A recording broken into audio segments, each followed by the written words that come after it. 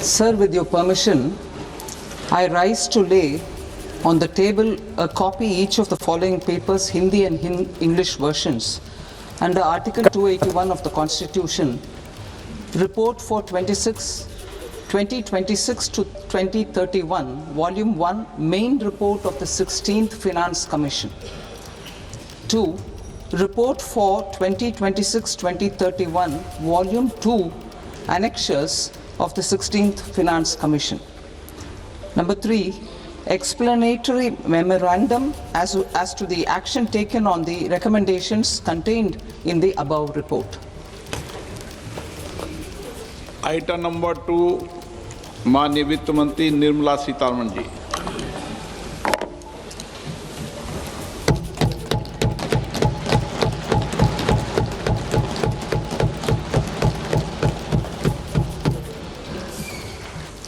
Honorable Speaker, sir, on the sacred occasion of Magh Purnima and the birth anniversary of Guru Ravidas, I present the budget for the year 2026-2027. Since we assumed office 12 years ago, India's economic trajectory has been marked by stability, fiscal discipline, sustained growth, and moderate inflation. This is the result of conscious choices we have made, even in times heightened uncertainty and disruption. Our government, led by Honorable Prime Minister Modi, has decisively and consistently chosen action over ambivalence, reform over rhetoric, and people over populism. We have pursued far-reaching structural reforms, fiscal prudence and monetary stability, whilst maintaining a strong thrust on public investment. Keeping Atmanirbharta as a lodestar, we have built domestic manufacturing capacity, energy security, and reduced critical import dependencies. Simultaneously, we have ensured that citizens benefit from every action of the government, undertaking reforms to support employment generation, agricultural productivity, household purchasing power, जो है वो बढ़ती चली जाए, ये भी सुनिश्चित किया है। और हमने ये कोशिश की है कि विश्व स्तरीय सुविधाएं लोगों को मिल सकें, और ये जो उपाय हमने उठाए हैं इनका बहुत असर पड़ा है, और इससे 7% की विकास दर हमने हासिल करने में कामयाबी हासिल की है। और हमने कई मजबूत कदम उठाए हैं। हमने गरीबी हटाने की दिशा में उल्लेखनीय प्रगति की है और अपने लोगों के जीवन स्तर को बेहतर किया है। हम ऐसा माहौल अभी महसूस कर रहे हैं जहां बाहरी माहौल काफी बदल रहा है और दुनिया में काफी असर पड़ रहा है। बहुपक्षीय जो सप्लाई चेन है वो उसमें बाधा आ रही है, नई तकनीक आ रही है जिससे कि लगातार बदलाव हो रहे हैं, और इससे उन ऊर्जा, जल, इनकी मांग काफी बढ़ रही है। जो क्रिटिकल मिनरल है उनकी डिमांड काफी बढ़ रही है। भारतीय सरकार लगातार इस बात को लेकर समर्पित है कि हम जो भावनाएं हैं उनको हम समावेशी बनाए रखें और हमारा विकास होता रहे, हमारा कारोबार बढ़ता रहे। और भारत सरकार इसके लिए ये चाहती है, भारत चाहता है कि वो लगातार जुड़ा रहे, वैश्विक बाजारों से ज्यादा निर्यात करे और साथ ही साथ करे जो दीर्घकालिक निवेश है वो भारत में ज्यादा आए, ये हम सुनिश्चित कर रहे हैं। और हम लोगों का आभार जताना चाहते हैं क्योंकि वो हमारे साथ मजबूती से खड़े रहे हैं, और हम एक ऐसा रास्ता बना रहे हैं ताकि दुनिया की सबसे बड़ी अर्थव्यवस्थाओं में शुमार हो रहे हैं। और इसके लिए जनता ने हमें जो मदद की है, हम उसके लिए उनके शुक्रगुजार हैं। हमारा जो लक्ष्य है, वो जो आकांक्षाएं हैं उनको परिवर्तन, उनको हमारी जो इस चीज में हासिल करना है कि हमारी जो उपलब्धियां हैं उसमें हासिल करना है। हम चाहते हैं कि जो हमारा जो कृषक तबका है, हमारे जो अनुसूचित जाति के लोग हैं, हमारे जो गरीब हैं, हमारे जो आदिवासी हैं, उनको फायदा मिल सके। विकसित भारत में 2026 में जो युवा नेता हैं, उन्होंने 2026 में ये कई सारे आइडिया दिए, कई कई सारे नवे इनोवेटिव आइडियाज दिए हैं, जिसमें प्रधानमंत्री नरेंद्र मोदी को कई सारे ऐसी सलाह दी है जिससे कि युवाओं को आधार बना करके हम अपने इस बजट का निर्माण कर रहे हैं। हमारी सरकार का यह संकल्प है कि हम गरीबों की ओर पूरा ध्यान दे सके, और खास तौर पे वो लोग जो कि समाज के वंचित तबके के हैं, और इस संकल्प को पूरा करने के लिए यह ऐसा पहला बजट है जो कर्तव्य भवन में बनाया गया है, और इसको जो प्रेरणा मिली है वो 3 कर्तव्यों से मिली है।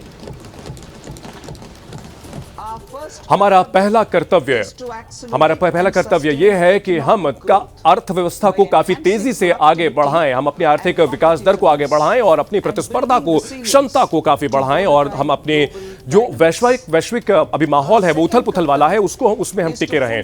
जो हमारा दूसरा कर्तव्य है वो हम चाहते हैं कि हमारी जनता की आकांक्षाओं को पूरा कर सकें, उनकी क्षमताओं को बेहतर कर सकें और उनको एक मजबूत साझेदार बना सकें, ताकि वो भारत के विकास की दिशा में, समृद्धि की दिशा में हिस्सा बन सके। हमारा तीसरा कर्तव्य है कि हमारी जो योजना है, सबका साथ सबका विकास की योजना है, ये सुनिश्चित हो सके कि जो हर परिवार, हर समुदाय, हर क्षेत्र, हर जो क्षेत्र है वो उसके पास संसाधनों का वो उसके पास मिल सके और उनको मौके मिल सके, ताकि वो सार्थक तरीके से इसमें हिस्सा ले सकें। ये जो हमारी थ्री फोल्ड अप्रोच है, इसके लिए कई सारी चीजें चाहिए होंगी। हमारी कोशिश ये होगी कि हम इस जो हमारी गति है इसको बरकरार रख सके। स्ट्रक्चरल रिफॉर्म यानी कि जो संरचनात्मक सुधार हैं उनको हम हासिल कर सकें।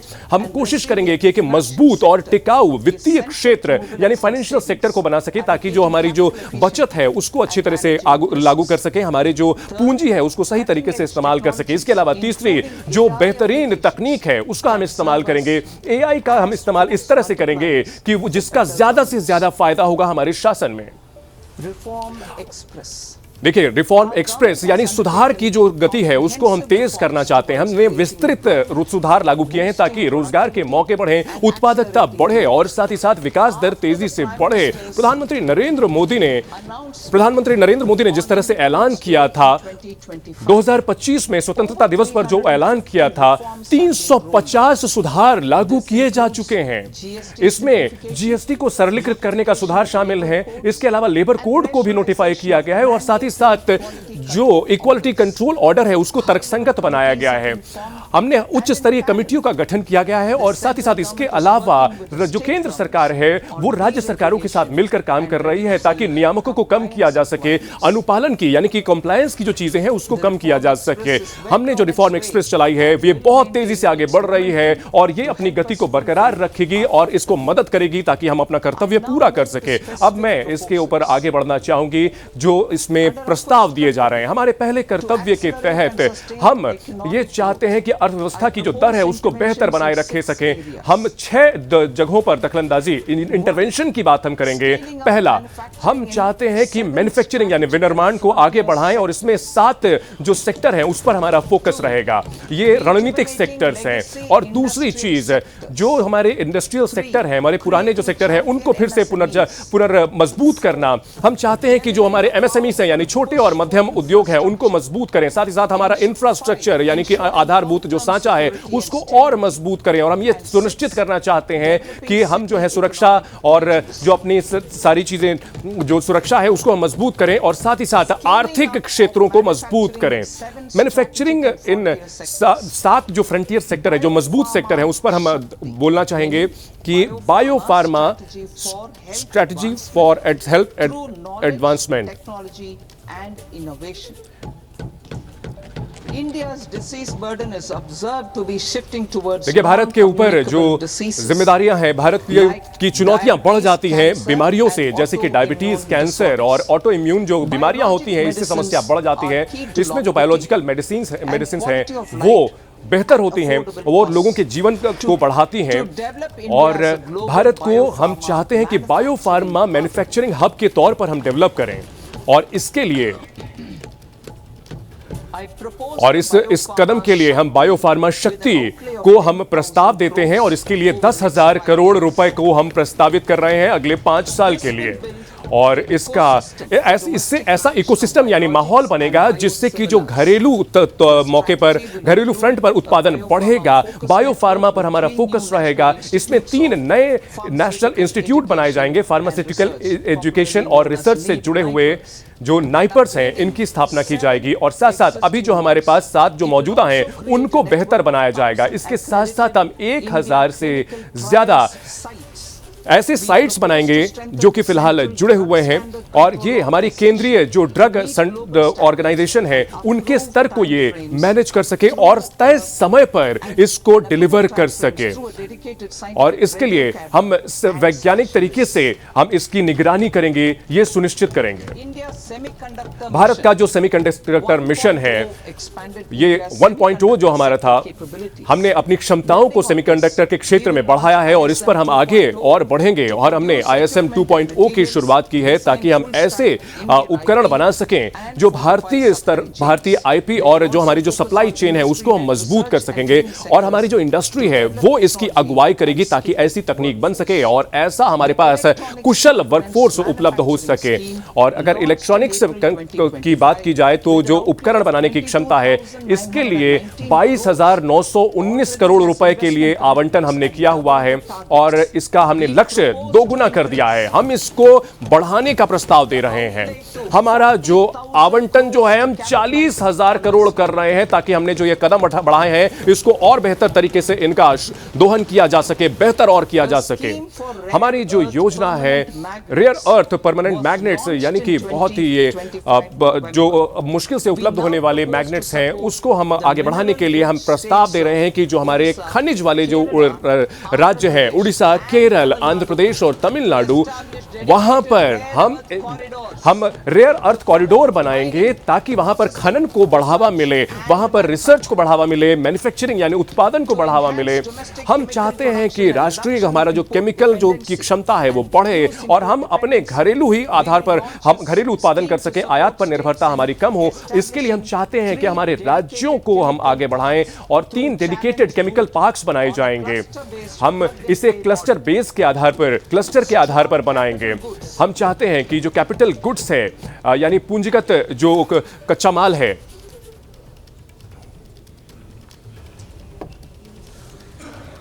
स्ट्रॉन्ग कैपिटल गुड्स की जो क्षमता है वो बहुत जरूरी है। ये उत्पादकता का सबूत है और क्वालिटी का भी सबूत है, और इस क्षमता को हम बढ़ाने के लिए हम प्रस्ताव देते हैं, निम्नलिखित प्रस्ताव हैं।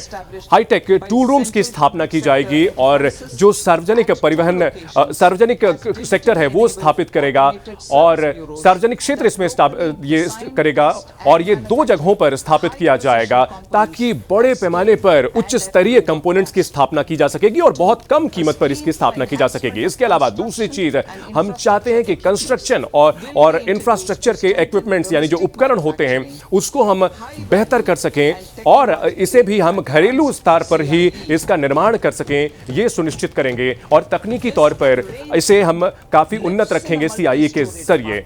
हम चाहते हैं कि जो लिफ्ट होते हैं जो कि बड़े हाई राइज बिल्डिंग्स में होते हैं, चाहे फायर फाइटिंग के इक्विपमेंट्स होते हैं, इसके अलावा टनल खोदने वाले जो उपकरण होते हैं, जो मेट्रो की लाइन बनाने के लिए जरूरत होती है, ये सब इसमें शामिल होंगे। इसके अलावा हम और एक स्कीम यहां पर प्रस्तावित करते हैं, कंटेनर के उत्पादन की क्षमता बनेगी ताकि हम वैश्विक स्तर पर बेहतरीन एक इकोसिस्टम यानी माहौल बना सकेंगे ताकि विश्व स्तरीय कंटेनर की स्थापना कर सकेंगे। इसके लिए 5 साल में 10,000 करोड़ रुपए का प्रस्ताव दिया जा रहा है।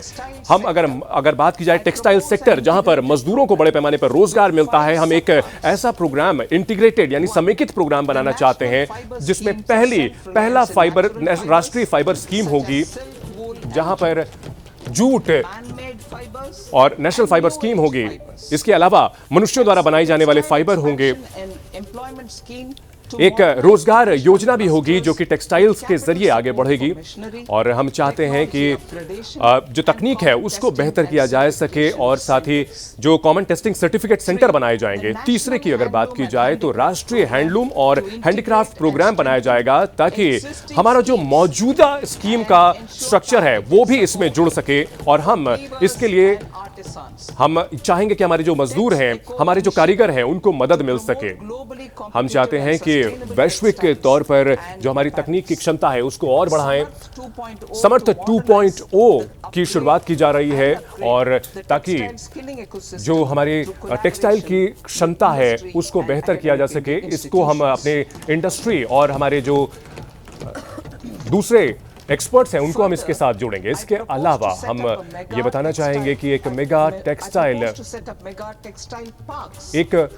टेक्सटाइल पार्क भी हम बहुत ही युद्ध स्तर पर हम लागू करेंगे, और इससे जो तकनीक का इस्तेमाल करते हुए टेक्सटाइल की इंडस्ट्री है उसको हम बढ़ा पाएंगे। हम महात्मा गांधी ग्राम स्वराज इनिशिएटिव का प्रस्ताव दे रहे हैं ताकि जो हमारी खादी और हैंडलूम हैंडीक्राफ्ट है उसको सपोर्ट करेगी। इससे जो वैश्विक मार्केट है उसके साथ जुड़ने और ब्रांडिंग में मदद मिलेगी, और इसके जरिए जो ट्रेनिंग है, जो कौशल विकास है, उसको सही हम ढर्रे पर ला सकेंगे, और इससे हमारे बुनकरों को फायदा मिलेगा, हमारे कुटीर उद्योगों को फायदा मिलेगा, one district one product ODOP जो है उसको फायदा मिलेगा, साथ ही साथ हमारे गरीब ग्रामीण युवाओं को भी इसका फायदा मिलेगा। भारत के पास जबरदस्त संभावनाएं हैं कि हम विश्व स्तरीय खेल के उत्पाद हम बना सकें। ये पूरी संभावना है। हम चाहते हैं कि एक ऐसा पहल हम करें जिससे कि उत्पादन, रिसर्च और नवाचार यानी इनोवेशन की को मदद मिलेगा, और इसमें हम वैज्ञानिक तरीके से आगे बढ़ सकेंगे। हमारे जो पुराने उद्योग हैं, परंपरागत उद्योग हैं, उनको फिर से हम मजबूत करने की कोशिश करेंगे, और इसके लिए 200 लेगेसी क्लस्टर्स की स्थापना करेंगे ताकि जो उत्पादकता है वो बढ़े, और साथ ही साथ कौशल भी बढ़े, और जो मौजूदा व्यवस्था है वो और बेहतर हो सके, अपग्रेड किया जा सके। हम चैंपियन SMEs यानी छोटे और मध्यम जो उद्यम हैं उनको और मजबूत करना चाहते हैं। हम चाहते हैं कि हम समझते हैं कि MSME जो हैं वो विकास की रास्ते में बहुत अहम हमारे साथी हैं, और हम चाहते हैं कि उनको हम चैंपियन की तरह आगे बढ़ाएं। हम उनको चाहते हैं कि पूंजी के तौर पर हम मदद कर सकें।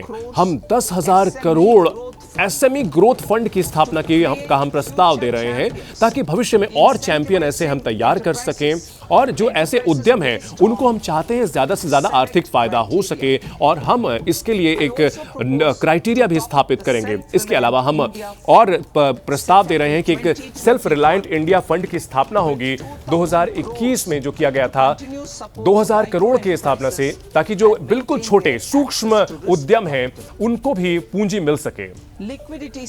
हम चाहते हैं कि पूंजीगत जो फ्लो है वो बना रहे। 7 लाख करोड़ इन छोटे और मध्यम उद्यमों को दिया गया है, और हम चाहते हैं कि इनकी जो संभावनाएं हैं इसका पूरा इस्तेमाल कर सके। इसके लिए हम 4 नए प्रस्ताव दे रहे हैं। हम चाहते हैं कि हम जो कारोबार है उसको हम सुनिश्चित करें कि उनको CPSE के जरिए सरलता हो।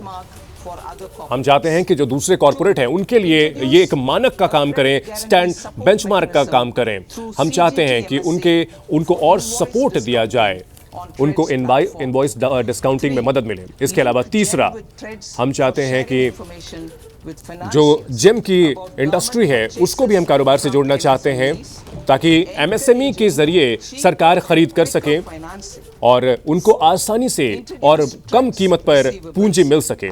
चौथी अगर बात करें तो जो कारोबार से मिलने वाले सिक्योरिटी है वो आसानी से मिल सके, उनको भी पूंजी का आसानी से उपलब्धिकरण कराया जा सके।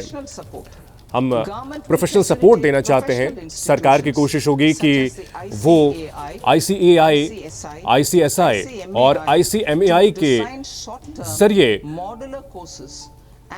अल्पकाल के लिए जो ऐसे आधुनिक कोर्सेस बना सकें ताकि हम कॉरपोरेट मित्र की स्थापना कर सकें, और खासतौर पर जो टियर 2 और टियर 3 श्रेणी के शहर हैं वहां पर इस व्यवस्था को लागू किया जाएगा। और ये जो प्रोफेशनल होंगे ये MSME के लिए मदद करेंगे ताकि वे कंप्लायंस यानी अनुपालन को आसानी से काम कर सकें।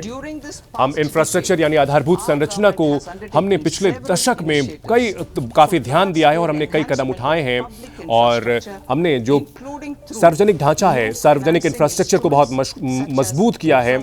हमने नए टूल्स बनाए हैं जिससे कि आसानी से फंड मिल पा रहा है और कम कीमत पर ये धन उपलब्ध हो पा रहा है। हमने NIIF और NAFED जैसे संस्थानों को प्रमोट किया है और हम इस पर हम फोकस करते रहेंगे ताकि जो इंफ्रास्ट्रक्चर यानी आधारभूत संरचना है वो मजबूत हो और टियर 2 और टियर 3 शहर हैं उन पर वहां पर इंफ्रास्ट्रक्चर को और मजबूत किया जाएगा क्योंकि ये जो छोटे शहर हैं वो विकास का हब बन रहे हैं। अगर बात की जाए सार्वजनिक कैपिटल एक्सपेंडिचर की तो 2 लाख करोड़ 2014-15 में था, लेकिन ये बढ़ करके 11.2 लाख करोड़ 2000 बजट एस्टिमेट से 2025-26 में हो गया था। अगले साल में जो कि 2025-26 वित्तीय वर्ष है,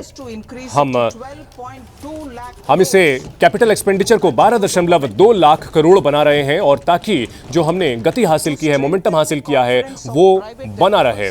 हम चाहते हैं कि हमारे जो निजी डेवलपर हैं उनको प्रोत्साहन मिले और हम प्रस्ताव दे रहे हैं कि इंफ्रास्ट्रक्चर रिस्क गारंटी फंड की स्थापना की जाए ताकि तो जो हमारे जो कर्ज लेने वाले हैं उनको आसानी से कर्ज उपलब्ध हो पाएगा और ये रिस्क को कवर करेगा। पिछले कुछ सालों में राइट्स एक बहुत शानदार संस्थान बनकर के उभरा है जो कि वित्त उपलब्ध कराता है। हम चाहते हैं कि हमारा जो CPSE है उसको बड़े पैमाने पर पूंजी उपलब्ध होता रहे। राइट्स को इसके लिए तैनात किया गया है। हम चाहते हैं कि कार्गो सेवा जो है वो बेहतर हो सके। इसके लिए हम प्रस्ताव देते हैं कि एक पहला हम ये बताना चाहते हैं कि नए डेडिकेटेड फ्रेट कॉरिडोर बनाए जाएंगे जिसमें पूर्व को सूरत में पश्चिम से जोड़ा जाएगा। हम 22 नए जल मार्ग बनाना चाहते हैं अगले 5 साल में। राष्ट्रीय जलमार्ग उड़ीसा में जो तालचेर और अंगुल से जोड़ना चाहेंगे और उनको उड़ीसा का जो कलिंगनगर है उसको पारादीप से हम जोड़ेंगे, इंडस्ट्रियल सेंटर से हम जोड़ेंगे। ट्रेनिंग इंस्टीट्यूट्स की स्थापना की जाएगी। जो क्षेत्रीय क्षेत्र हैं वहां पर एक्सीलेंस सेंटर बनाए जाएंगे ताकि यहां पर ऐसे जो उद्यम हैं उसके लिए कुशल जो वर्कफोर्स है वो मिल सके, ताकि लोगों को उनका कौशल बेहतर हो सके। शिप को रिपेयर इकोसिस्टम यानी माहौल की स्थापना की जा सकेगी। जो हमारा घरेलू जलमार्ग है वहां पर इसका इस्तेमाल हम करेंगे। वाराणसी और पटना में इसकी स्थापना की जाएगी और इसके साथ साथ हम तटीय कार्गो प्रमोशन स्कीम की भी हम स्थापना करेंगे ताकि जो हम सड़क और रोड से हम जलमार्ग की ओर आगे बढ़ सके और साथ ही साथ जो हमारा तटीय हमारा जो ट्रांसपोर्ट है उसको बेहतर कर सके। फिलहाल ये 6% है और इसको हम 2047 तक 12% करना चाहते हैं और हम चाहते हैं कि बिल्कुल जो दूरगामी इलाके हैं उसको भी जोड़ा जा सके और हमारा जो पर्यटन है उसको बेहतर किया जा सके। हम चाहते हैं कि हमारे जो घरेलू हमारे जो अपने भारत के ही जो सी प्लेन है उनको बढ़ाया जा सके। सी प्लेन की स्थापना की जाएगी और इसको और मदद दिया जाएगा, अलग अलग संचालन किए जाएंगे। कार्बन कैप्चर यूटिलाइजेशन और स्टोरेज की अगर बात की जाए तो 2025 में हमने कार्बन की यूटिलाइजेशन और स्टोरेज यानी भंडारण की जो क्षमता थी ये अब बेहतर तरीके से तैयार हो रही है और 5 जो हमारे इंडस्ट्रियल सेक्टर हैं उन सबको इनसे जोड़ सकेंगे, जिसमें पावर, स्टील, सीमेंट, रिफाइनरी और केमिकल, ये 5 सेक्टर ऐसे हैं जिनके लिए कार्बन की हम उपलब्धता सुनिश्चित करेंगे और इसके लिए 20,000 करोड़ अगले 5 साल के लिए हम प्रस्तावित कर रहे हैं। हम शहरों के आर्थिक क्षेत्र की बात करें, अगर शहर जो है ये इंजन है भारत के विकास के और अब हमें जो टियर 2 और टियर 3 शहर हैं उनके ऊपर फोकस करना पड़ेगा और जो मंदिर वाले शहर हैं उनको भी जोड़ना होगा ताकि वहां पर बुनियादी ढांचा बेहतर हो, उनको वहां बुनियादी सुविधाएं मिल सके ताकि जो हमारे पास हमारे शहरों की जो क्षमताएं हैं उसको अच्छे तरीके से इस्तेमाल किया जा सके और वो अपनी उपलब्धियों को हासिल कर सकें। इसके लिए हम चाहते हैं कि उनके ग्रोथ के जो मुख्य कारक हैं उनका हम इस्तेमाल कर सकें। इसके लिए 5,000 करोड़ अगले 5 साल के लिए हम इसका प्रस्ताव कर रहे हैं और इसको भी हम युद्ध स्तर पर लागू करेंगे और इसको हम सुधार और इसके लिए वित्त की हम संरचना करेंगे, इसे हम उपलब्धता कराएंगे। हम चाहते हैं कि जो परिवहन क्षमता है उसको बेहतर किया जा सके। इसके लिए हमने 5 हाई स्पीड रेल कॉरिडोर की स्थापना की है और विकास जो है वो कनेक्टिविटी से ही होता है। मुंबई से पुणे, पुणे से हैदराबाद, हैदराबाद से बेंगलुरु, हैदराबाद से चेन्नई इसमें शामिल है। इसके अलावा चेन्नई से बेंगलुरु भी इसमें शामिल है। साथ ही दिल्ली से वाराणसी, वाराणसी से सिलीगुड़ी इसमें जोड़ा गया है।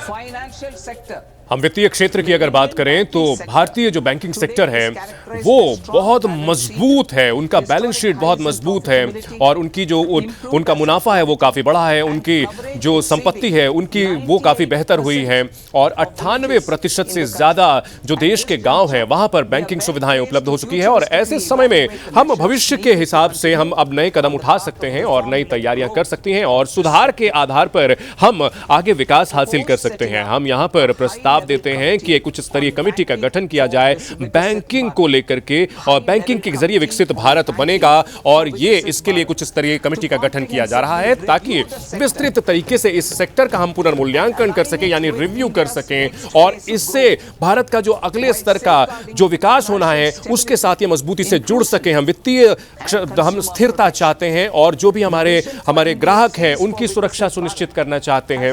हम ये चाहते हैं कि हमारे लक्ष्य बहुत स्थापित हैं, हम बिल्कुल क्लियर हमारे टारगेट हैं। हम चाहते हैं तकनीक का बेहतर समावेश किया जा सके, एक नए उच्च स्तर उस पर हम पहुंच सकें और जो सार्वजनिक क्षेत्र के फाइनेंशियल कॉर्पोरेशन है, एनबीएफसीज है, उनको भी इससे जोड़ा जा सके, उनका पुनर्गठन किया जा सके। पावर फाइनेंस कॉर्पोरेशन यानी पीएफसी है, इसके अलावा जो हमारे ग्रामीण इलेक्ट्रिसिटी कॉर्पोरेशन है उनको भी हम इससे जोड़ सकेंगे। हम यहाँ पर एक विस्तृत यहाँ पर रिव्यू की व्यवस्था हम करना चाह रहे हैं। यहाँ पर नॉन डेट टूल्स बनाए जा रहे हैं। ये बिल्कुल समय के हिसाब से है, एक ऐसा ढांचा बनाया जा रहा है ताकि हमारा निवेश विदेशी आ सकेगा, विदेशी निवेश आ सकेगा और आर्थिक जो हमारी प्रायोरिटीज हैं, हमारी जो प्राथमिकताएं हैं उनको ये ठीक से केटर कर सकेगा, उनको ठीक से हैंडल कर सकेगा। बॉन्ड मार्केट की अगर बात की जाए, कॉर्पोरेट बॉन्ड मार्केट को हम ऐसा ढांचा बनाना चाहते हैं ताकि आसानी से फंड और डेरिवेटिव की उपलब्धता हो। कॉर्पोरेट बॉन्ड के जो सूचकांक हैं उनकी वो सुनिश्चित हो सकें और जो स्वैप बॉन्ड हैं, म्यूनिसिपल बॉन्ड्स हम बनाएंगे। ये जो बॉन्ड्स हैं वो इसलिए दिए जाते हैं ताकि जो आम लोग हैं वो भी इससे जुड़ सकें। जो बड़े शहर हैं उनको हम जोड़ना चाहते हैं और 100 करोड़ रुपए का हम यहाँ पर प्रोत्साहन अमाउंट हम रखना चाहते हैं। सिंगल बॉन्ड इश्यूएंस होता है, सिंगल बॉन्ड इश्यूएंस के लिए 100 करोड़ रुपए की राशि होगी। 1,000 करोड़ इस तरह से दिए जाएंगे। जो मौजूदा स्कीम है जिसको हम अमृत के जो मौजूदा स्कीम है अमृत के तहत जो बॉन्ड की ओर से जो जारी किया जाता है 200 करोड़ तक उसमें सिर्फ किया जाता है, वो भी अभी चलता रहेगा और जो छोटे और जो हमारे मझोले शहर हैं उनको मदद वो करते रहेंगे। हम इसके साथ साथ हम चाहते हैं कि जो छोटे और मझोले शहर हैं उनकी मदद की जाती रहे और हम कारोबार को आसान करना चाहते हैं। ईज ऑफ डूइंग बिजनेस बहुत जरूरी है। जो भी भारत से बाहर रहने वाले लोग हैं उनको भारत में निवेश करने की, इक्विटी इंस्ट्रूमेंट में निवेश करने की आजादी होगी। वो पोर्टफोलियो इन्वेस्टमेंट के जरिए निवेश कर सकेंगे, ऐसी स्कीम्स होगी उसका इस्तेमाल कर सकेंगे। हम चाहते हैं कि जो इन्वेस्टमेंट की सीमा है, निवेश की सीमा है, जो एक एकल शख्स है उसको हम 5% से बढ़ा करके 10% कर रहे हैं। पोर्टफोलियो इन्वेस्टमेंट स्कीम के तहत 5% से 10% बढ़ा रहे हैं। तो जो PROIs जो भी इंडिविजुअल्स हैं उनको फायदा मिलेगा। 10% से बढ़ा करके 24% अब कर दिया जाएगा। जो तकनीक है वो लगातार तेजी से बढ़ रही है। AI इसमें अग्रणी है। 21वीं सदी वो तकनीक से ही आगे बढ़ेगी और तकनीक को हम बिल्कुल हम समावेश करेंगे, ये बहुत जरूरी है। चाहे खेत में किसान काम कर रहे हों, महिलाएं हों, जो युवा हैं जो अपना कौशल बढ़ाना चाहते हैं, जो दिव्यांगजन हैं, जो वो नई चुनौतियां, जो नए मौके चाहते हैं, उनको भी मदद मिलेगी। हम सरकार के तौर पर इस पर हम मदद कर रहे हैं ताकि एआई के जरिए तकनीक का हम पालन कर सकें, शामिल कर सकें। नेशनल रिसर्च फंड की स्थापना कर रहे हैं, रिसर्च और डेवलपमेंट और इनोवेशन फंड की भी स्थापना हम कर रहे हैं। हमारा जो दूसरा कर्तव्य है वो हम चाहते हैं कि लोगों की आकांक्षाओं को पूरा करें और उनकी क्षमताओं को बढ़ाएं। हम 22 करोड़ लोगों को हमने गरीबी रेखा से बाहर निकाला है। पिछले 10 साल से ज्यादा समय में हमने लगातार टिकाऊ कदम उठाए हैं और इससे लोग गरीबी रेखा से बाहर आए हैं। यह संख्या 22 करोड़ से ज्यादा है। हमारी सरकार ने इसलिए ये तय किया है कि एक फिर से इसको हम जोर देंगे, फिर से और जोर देंगे कि जो सर्विस सेक्टर यानी कि सेवा क्षेत्र है उस पर ज्यादा जोर रहेगा, ताकि भारत का जो यूथ है, भारत का जो युवा भारत है, ये उनकी आकांक्षाओं को पूरा किया जा सके। हम चाहते हैं कि पढ़ाई से लेकर के रोजगार हासिल करने के उद्यम स्थापित हो और इसके लिए एक कमेटी का गठन किया जाए ताकि वो ऐसे सलाह दे सकें ताकि सर्विस सेक्टर जो है वो आगे बढ़े और सर्विस सेक्टर ही भारत के विकास का मुख्य कारक बनेगा। और इस कदम के जरिए हम सर्विस के क्षेत्र में हम वैश्विक लीडर बन पाएंगे। 2047 तक ये लक्ष्य हासिल कर पाएंगे। 10% से ज्यादा ग्लोबल शेयर हमारा होगा। ये जो कमेटी होगी ये सुनिश्चित करेगी, उन प्राथमिकताओं को चिन्हित करेगी ताकि हम जो है विकास दर हासिल कर सकें, हम निर्यात पर फोकस कर सकें, हमारा रोजगार जो है वो बेहतर हो सके। इसमें एआई का इस्तेमाल करेंगे और हम रोजगार के मौके पैदा करेंगे और ऐसे कदम हम उठाएंगे। इस कमेटी का यह काम होगा कि ऐसी सलाह दे। हम चाहते हैं कि कौशल को हम बेहतर करें। कौशल अगर बेहतर होगा तो करियर बेहतर होता है, उस रास्ते पर आगे बढ़ पाएंगे। और इसके लिए हम चाहते हैं कि सरकार की ओर से कुछ सेक्टर्स में मदद की जाएगी। अगर स्वास्थ्य क्षेत्र की बात की जाए तो मौजूदा जो अभी हमारे पास व्यवस्था है, जिसमें जो हमारे पास प्रोफेशनल्स तैयार होते हैं, उनको हम और बेहतर करने की दिशा में हम काम कर रहे हैं। इसमें निजी और सरकारी क्षेत्र मिलकर के काम करेंगे। इसमें 10 जो चिन्हित डिसिप्लिन्स हैं यानी जो कोर्स होंगे उनको हम फोकस करेंगे, जिसमें ओटी टेक्नोलॉजी, एनेस्थीसिया होगा, अप्लाइड साइकोलॉजी होगा और बिहेवियरल हेल्थ होगा और इसमें 1 लाख AHP अगले 5 साल में स्थापित किए जाएंगे। हम चाहते हैं कि एक ऐसा ढांचा बनाया जाए, एलाइड सर्विसेज को इसमें शामिल किया जा सके। हम ऐसे प्रोग्राम स्थापित करेंगे ताकि जो कोर केयर वाले स्किल्स हैं उनको हम बेहतर किया जा सके। वेलनेस, योगा और मेडिकल क्षेत्र में मदद करने वाले डिवाइसेस की स्थापना की जा सके। हम इसके लिए 1.5 लाख केयर गिवर्स को तैयार करेंगे। ये स्वास्थ्य के क्षेत्र में मदद करेंगे। हम चाहते हैं कि मेडिकल वैल्यू टूरिज्म जो है उसके हब बनाए जाएं। हम चाहते हैं कि भारत स्वास्थ्य के क्षेत्र में हब के तौर पर आगे बढ़े और बाहर से लोग हमारे पास पहुंच सकें। इसके लिए हम 5 क्षेत्रीय मेडिकल हब बनाने का प्रस्ताव हम दे रहे हैं और इसके लिए हम निजी क्षेत्र के साथ भागीदारी करेंगे। ये जो हब होंगे वो बिल्कुल हेल्थ केयर कॉम्प्लेक्स के तौर पर काम करेंगे, जिसमें मेडिकल और साथ साथ शिक्षण और रिसर्च की फैसिलिटी के तौर पर काम करेंगे। इसमें आयुष सेंटर होंगे, साथ ही साथ मेडिकल सुविधाएं आसानी से उपलब्ध हो सकें, डायग्नोस्टिक की सुविधाएं वहां पर हो, ये इंफ्रा भी वहां पर होगा। ये जो हब होंगे ये विविध तरीके के रोजगार के मौके क्रिएट करेंगे। इसमें डॉक्टर से लेकर के AHP तक अलग अलग इस स्वास्थ्य क्षेत्र से जुड़े हुए प्रोफेशनल्स होंगे। भारत का पुरातन योगा पूरी दुनिया में इसका बहुत सम्मान है और इसकी पहचान बहुत शानदार तरीके से आगे बढ़ी है। जब प्रधानमंत्री नरेंद्र मोदी ने इसे संयुक्त राष्ट्र तक पहुंचाया था, कोविड के बाद अगर की बात की जाए तो आयुर्वेदा की जो यहाँ वैश्विक स्वीकार्यता काफी बढ़ी है और हम चाहते हैं कि आयुर्वेद की दिशा में हम बड़े पैमाने पर निर्यात करें। हम चाहते हैं कि हमारे जो किसान हैं वो जड़ी बूटियां उगाएं और हमारे जो उत्पादक हैं वो वैश्विक जो मांग है उसको पूरा कर सके। इसके लिए जो कदम हम उठा रहे हैं, हम पहला प्रस्ताव दे रहे हैं। हम 3 नए अखिल भारतीय आयुर्वेद इंस्टीट्यूट की स्थापना करेंगे। दो, आयुष जो फार्मेसीज हैं उनको हम और बेहतर करेंगे और जो ड्रग टेस्टिंग फैसिलिटीज हैं उसको और बेहतर करेंगे ताकि सर्टिफिकेशन का एक पूरा तंत्र यानी इकोसिस्टम तैयार किया जा सके ताकि और इससे जुड़े हुए लोग और प्रोफेशनल तैयार हो सकें। WHO की जो जामनगर में मेडिकल सेंटर है उसको हम अपग्रेड करेंगे जहां पर रिसर्च होगी, ट्रेनिंग होगी और साथ साथ वेलनेस की जो सुविधाएं हैं, परंपरागत दवाओं की, उनका इस्तेमाल वहां पर हुआ करेगा। अगर बात की जाए एनिमल हस्बेंड्री की, पशुपालन की बात की जाए, 16% किसानों की जो है 16% कमाई एनिमल फार्म से होती है, हस्बेंड्री यानी कि पशुपालन से होती है। इसके लिए हम ऐसे प्रोफेशनल्स तैयार करेंगे। हम चाहते हैं कि लोन से जुड़ा हुआ पूंजीकरण उनको उपलब्ध कराया जाए ताकि वेटनरी और पैरा वेटनरी कॉलेजेस की स्थापना की जाएगी। इसके अलावा डायग्नोस्टिक प्रयोगशालाओं की स्थापना की जाएगी और निजी क्षेत्र भी ब्रीडिंग ये बना सकेगा और इसमें सरकार पूरी मदद करेगी।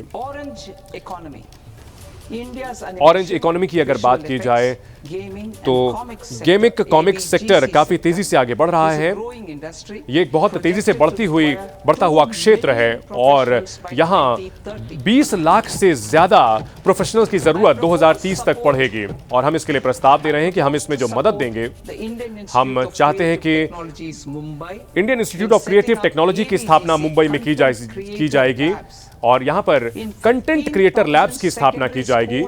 15,000 सेकेंडरी स्कूलों को भी इसमें शामिल किया जाएगा, 500 कॉलेजेस को भी इसमें जोड़ा जाएगा। भारत का जो डिजाइन क्षेत्र है बहुत तेजी से बढ़ रहा है, ये इंडस्ट्री बहुत तेजी से बढ़ रही है, लेकिन यहां पर भारतीय जो डिजाइन है उसमें कहीं ना कहीं शॉर्टेज है यानी कमी है। हम चाहते हैं युद्ध स्तर पर हम आगे बढ़ें, कुछ नए नेशनल इंस्टीट्यूट ऑफ डिजाइन बनाए जाएंगे ताकि जो डिजाइन है वो बेहतर हो सके और इसकी शिक्षा को बेहतर किया जा सके और जो हमारे पूर्वी क्षेत्र हैं वहां पर इसकी स्थापना की जाएगी। हमारी सरकार जो शिक्षा के क्षेत्र में हम युद्ध स्तर पर काम करना चाहते हैं, हम 5 यूनिवर्सिटी टाउनशिप बनाना चाहते हैं जो बड़े औद्योगिक कॉरिडोर्स हैं जहां पर वहां से लॉजिस्टिक्स होती है उन पर वहां बनाया जाएगा और ये जो कॉरिडोर्स होंगे यहाँ पर कॉलेजेस होंगे, रिसर्च इंस्टीट्यूशन होंगे, कौशल विकास की व्यवस्था होगी और यहाँ पर रहने की व्यवस्था भी होगी छात्रों के लिए। हम स्टेम इंस्टीट्यूशंस को भी हम यहाँ स्थापना करेंगे ताकि छात्र लंबे समय तक यहाँ पढ़ाई कर सकें। लेबोरेटरी वर्क यहाँ पर होगा। महिलाओं के लिए जो चुनौती होती है उसको हम निदान करेंगे। हम चाहते हैं कि जहाँ पर लोगों को जो पैसों की दिक्कत आती है, जो पूंजी की दिक्कत आती है, वो सरकार उस पर काम करेगी। सरकार इसमें ऐसे हर जिले में एक गर्ल्स हॉस्टल की स्थापना करेगी।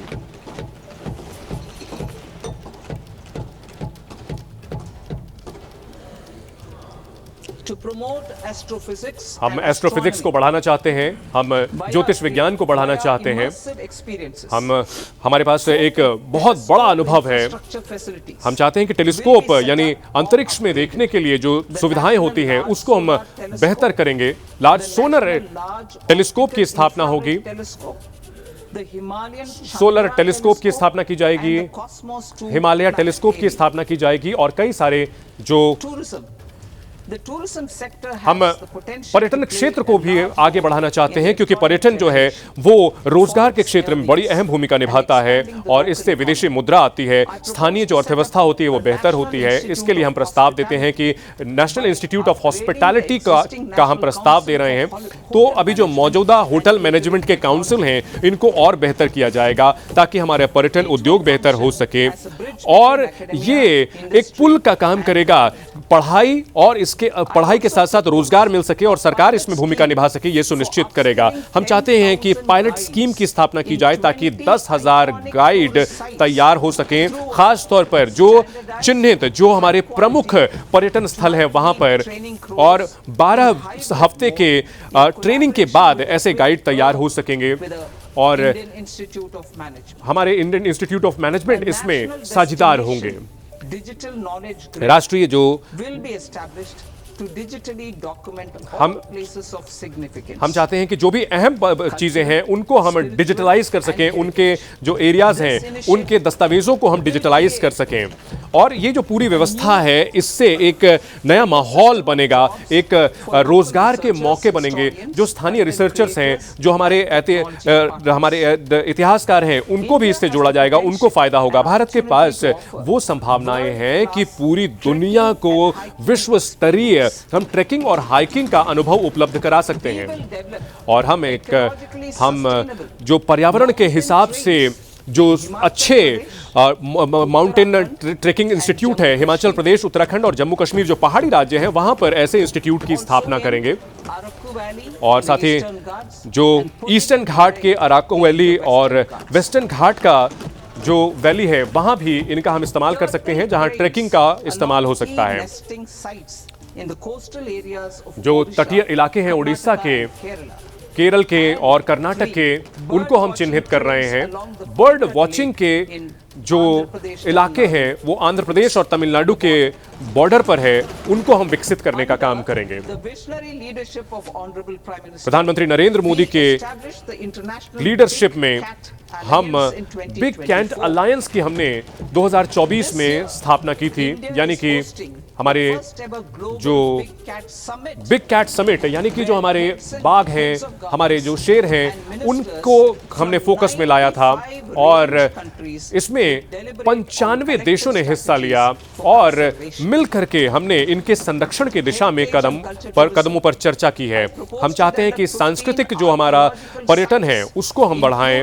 हम चाहते हैं कि हमारे जो आर्कियोलॉजिकल साइट्स है, धौलावीरा, राखी गढ़ी, इन सबको हम बेहतर कर सकें, सारनाथ को हम जोड़ सकें, हस्तिनापुर को। इनका इतिहास में अहम रोल रहा है और ये पर्यटन के लिए बेहतरीन जगह साबित हो सकते हैं और ऐसे डेस्टिनेशन बन सकते हैं जहां लोग बड़ी संख्या पर यहां पहुंचेंगे। हम चाहेंगे कि जो खुदाई के बाद का क्षेत्र है वहां पर लोग भी अंदर जा सकें और यहां पर कहानी सुनाने की जो क्षमता है और जो तकनीक है वो बनाया जा सकेगा। और जो कंजर्वेशन लैब्स है उनकी स्थापना की जाएगी और गाइड्स को वहां पर तैनात किया जाएगा ताकि ये पर्यटन के क्षेत्र में आगे बढ़े। अगर खेल के क्षेत्र की बात की जाए तो यहां पर खेल में बड़े रोजगार होते हैं, इसके जरिए कौशल विकास होता है, इसके जरिए रोजगार बढ़ सकता है। हम चाहते हैं कि खेलो इंडिया के जरिए हमने भारत में खेल के जो संस्थान, खेल की जो व्यवस्था थी उसको बढ़ाने की कोशिश की। हमने खेलो इंडिया मिशन को हम बेहतर करना चाहते हैं और अगले दशक में इसको और बढ़ाना चाहते हैं। हम चाहते हैं कि हम ऐसा रास्ता तैयार करके दें, ऐसे ट्रेनिंग सेंटर बना करके दें ताकि खिलाड़ी तैयार हो सके, साथ ही साथ इससे रोजगार पैदा हो सके। और संस्थागत तरीके से हम कोचेस को तैयार करेंगे, सपोर्ट स्टाफ को तैयार करेंगे। हम चाहते हैं कि स्पोर्ट्स साइंस और टेक्नोलॉजी को भी इससे जोड़ें। हम चाहते हैं कि बड़े पैमाने पर प्रतियोगिता चलाई जाए, लीग चलाए जाए, कंपटीशन और लीग चलाए जाए और साथ ही साथ खेल का जो बुनियादी ढांचा है वो बेहतर हो सके ताकि उनको ट्रेनिंग अच्छी मिले और कंपटीशन के लिए वो तैयार हो सके। हम तीसरे कर्तव्य की बात करें तो हम सबका साथ सबका विकास को हमने अपना लक्ष्य बनाया था विकसित भारत के लिए, और इसके लिए हमें प्रयास करने होंगे। हम किसानों की कमाई को बढ़ाना चाहते हैं, हम उनकी उत्पादकता को बढ़ाना चाहते हैं और इसके लिए हमारा खास ध्यान जो है हमारे छोटे और सीमांत किसान जो स्मॉल और मार्जिनल फार्मर्स हैं उन पर ध्यान देना चाहते हैं। हम चाहते हैं कि हमारे जो दिव्यांग जन हैं उनको रोजगार के मौके मिल सकें और साथ ही साथ हम तकनीक का इस्तेमाल करके चाहते हैं और साथ साथ जो वंचित हमारे साथ हैं उनको भी हम मदद कराना चाहते हैं, मेंटल और ट्रॉमा केयर की उपलब्धता कराना चाहते हैं। हम जो उत्तर पूर्व के क्षेत्र हैं उनको हम जोड़ना चाहते हैं, पूर्वोदय स्टेट्स जो हमारे हैं उनको हम इससे जोड़ना चाहते हैं। हम अगर बात करें मत्स्य पालन यानी फिशरी की तो हमने कोशिश की है कि 500 रिजर्वॉयर को जोड़ा है, अमृत सरोवर के तौर पर उनको विकसित किया है। दूसरे की बात की जाए, हमने जो मत्स्य पालन के जो अमृत जो क्षेत्र है उसको हमने बेहतर करने की कोशिश की है। वहां हमने स्टार्टअप को स्थापित किया है, हमने महिलाओं को प्रोत्साहित किया है ताकि वो मत्स्य पालन के क्षेत्र में आत्मनिर्भर हो सकें। अगर बात की जाए पशुधन को और बेहतर करने की, पशुपालन को बेहतर करने की, हमने जो गांव जो पशुपालन के लिए शहर से जुड़े हुए इलाके हैं वहां पर उद्यम को आगे बढ़ाने की हमने कोशिश की है। हमने कोशिश की है कि क्रेडिट से जुड़ा हुआ प्रोग्राम हो, उनको साथ ही साथ जो हमारे पशुधन है उसकी गुणवत्ता को बढ़ाया जा सके, साथ ही गुणवत्ता को के साथ साथ संख्या को बढ़ाया जा सके, डेयरी और पोल्ट्री को बढ़ाया जा सके, ये सुनिश्चित करने की हमने कोशिश की है। और साथ ही साथ हम प्रोत्साहन देना चाहते हैं, माफ कीजिएगा हम फिर से पढ़ना चाहेंगे, हम चाहते हैं कि पशुधन, डेयरी और जो हमारी पोल्ट्री फार्म है उसको हम बेहतर करना चाहते हैं, ताकि हमारे जो फार्मर प्रोड्यूसर ऑर्गेनाइजेशंस हैं उनको बेहतर कर सकें। कृषि के क्षेत्र में बेहतर तरीके से हम जो है उत्पाद हासिल कर सकें। इसके लिए हम चाहते हैं कि जो उत्पाद हैं उनकी विविधता को बढ़ाया जाए, ताकि उनको ज्यादा से ज्यादा कमाई हो सके, रोजगार के नए मौके बन सके। हम चाहते हैं कि जो चंदन का है, नारियल है, काजू है, इससे अच्छी कमाई होती है, कैश क्रॉप होता है, ये बेहतर हो सके। हम चाहते हैं कि उत्तर पूर्व वाले जो इलाके हैं वहां पर बादाम और मूंगफली को हम आगे बढ़ाना चाहते हैं, इसकी खेती को हम आगे बढ़ाना चाहते हैं और इसको हम मदद करते रहेंगे। भारत दुनिया का नारियल के क्षेत्र में सबसे बड़ा उत्पादक है। लगभग 3 करोड़ लोग, जिसमें लगभग 1 करोड़ किसान हैं, वो नारियल की खेती पर निर्भर हैं। और हम चाहते हैं कि प्रतिस्पर्धा को और बढ़ाया जाए ताकि नारियल का उत्पादन और बढ़ सके। इसके लिए हम ऐसी स्कीम का प्रस्ताव दे रहे हैं ताकि उत्पादकता और बढ़े, और इसमें हम कई तरह के जो है मदद करेंगे, कई तरह से हम सहायता करेंगे। हम चाहते हैं कि जो उत्पादन नहीं देने वाली जो पौधे हैं उनको हटा करके नए पौधे लगाए जाएं, और जो मुख्य नारियल उत्पादक राज्य है वहां पर हम इसकी स्थापना करेंगे, हम इसको आगे बढ़ाएंगे। और इसके लिए पूरी तरह से एक डेडिकेटेड प्रोग्राम को स्थापना की जाएगी। काजू और कोको को हम प्रोत्साहित करेंगे ताकि हम आत्मनिर्भर हो सके काजू और कोको के उत्पादन में। हम चाहते हैं कि निर्यात करने के लिए भी हम जो है आत्मनिर्भर हो सके, हम निर्यात करने की दिशा में हम तेजी से आगे बढ़ें, और हम चाहते हैं कि 2030 तक जो दुनिया के सर्वोच्च ब्रांड हैं उनको हम उत्पाद को निर्यात करें। चंदन की अगर बात करें तो भारत में सामाजिक और जो हमारी सांस्कृतिक हिस्सा है हमारा, हम चाहते हैं कि राज्य सरकारों को जो है इसमें जोड़ें ताकि वो चंदन की खेती को बढ़ावा दिया जा सके, और ताकि भारत का जो चंदन का क्षेत्र है इसको पुराना गौरव दिलाया जा सके। और हम चाहते हैं कि इसको फिर से मजबूत किया जाए, और हम चाहते हैं कि जो मूंगफली है, जो या बादाम है, अखरोट है, उसको हम आगे बढ़ाएं ताकि इससे किसानों की आमदनी बढ़े और साथ साथ उनकी कमाई बहुत बढ़े, और साथ साथ यूथ को, इसमें हमारे युवाओं को रोजगार मिल सके। भारत विस्तार की अगर बात करें, जो खेती के संसाधन हैं वो वर्चुअली उपलब्ध हो सके, मदद मिल सके। वर्चुअल एग्रीकल्चरल सोर्स है, ये भारत विस्तार है, और एक ऐसा ये पोर्टल होगा जो बहुत आसानी से उपलब्ध किया जा सकेगा। ICAR के जो पैकेजेस होंगे ये कृषि से जुड़े जो अच्छी तकनीक है, अच्छे जो प्रैक्टिसेस हैं, अच्छे उपाय हैं वो अपना सकेंगे। AI का इसमें इस्तेमाल किया जा सकेगा, किसानों को इससे फायदा मिलेगा और उनका जो जोखिम है वो कम होगा, उनको सलाह भी मिल सकेगी। जो महिलाएं हैं उनके लिए हम अलग योजना चला रहे हैं। हम लखपति दीदी की योजना हमारी बहुत जबरदस्त कामयाब रही है, और हम चाहते हैं कि हमारी जो महिलाएं हैं वो क्रेडिट से जुड़ा हुआ रोजगार हासिल करने की दिशा में आगे बढ़े, उद्यम की स्थापना करें। सेल्फ हेल्प जो एंटरप्राइजेज हैं उनकी स्थापना वो कर रही हैं। हम चाहते हैं कि उसको बिल्कुल क्लस्टर के तौर पर विकसित किया जा सके ताकि उनको अलग अलग तरीके से संसाधन की उपलब्धता हो सके, पूंजी की उपलब्धता हो सके। हम चाहते हैं कि दिव्यांगजनों को मजबूत किया जाए। दिव्यांगजन को मजबूत करने के लिए जो हमारी योजना है उसमें अलग अलग जो सेक्टर हैं, जो हॉस्पिटैलिटी सेक्टर है, फूड और बेवरेज सेक्टर है, वहां उनके संभावनाएं हैं। दिव्यांगजनों को जहां भी, जैसे भी, जिन भी संस्थानों में, जिन भी क्षेत्रों में मौका मिल सके, हम उन्हें दिलाना चाहेंगे, उनको मौका दिलाना चाहेंगे ताकि वो सम्मान से अब रोजगार कमा सके, और हमारे जो दिव्यांग हैं वो अच्छी तरीके से आत्मनिर्भर हो सके। दिव्यांग सहारा योजना जो ऐसे उपकरण बनाती है जो दिव्यांगजनों को उपलब्ध कराया जाता है, हम यहां प्रस्ताव देना चाहते हैं। पहला, हम चाहते हैं कि जो कृत्रिम अंग मैन्युफैक्चरिंग वाली कृत्रिम अंग उपलब्ध कराने के लिए एक संस्था की स्थापना की जाएगी ताकि जो दिव्यांग है उनको कृत्रिम अंग मिल सके और इसमें एआई की मदद ली जाएगी। हम जो दिव्याशा केंद्र हैं उनको और मजबूत करेंगे। हम यहाँ पर R&D में निवेश करेंगे और हम चाहेंगे कि जो अभी खुदरा स्टाइल सेंटर हैं जहाँ पर ये हम चाहेंगे कि बिल्कुल खुदरा बाजार में उपलब्ध हो सके ताकि वो जो है इन उत्पादों को हमारे जो बुजुर्ग और दिव्यांग हैं वो देख सकें। हम जो लोगों की मानसिक स्वास्थ्य है उस पर भी ध्यान देना चाहते हैं। फिलहाल मानसिक स्वास्थ्य के लिए नॉर्थ इंडिया में कोई बहुत अच्छा इंस्टीट्यूट नहीं है। हम निमहंस 2 की स्थापना करना चाहते हैं और जो मौजूदा मेंटल हेल्थ इंस्टीट्यूट है उसको बेहतर करेंगे जो कि रांची में है और जो तेजपुर में है। और ये जो क्षेत्रीय जो जरूरतें होंगी इनका यहाँ से निष्पादन किया जा सकेगा। देखिए जो गरीब और जो वंचित तबके के हैं उनको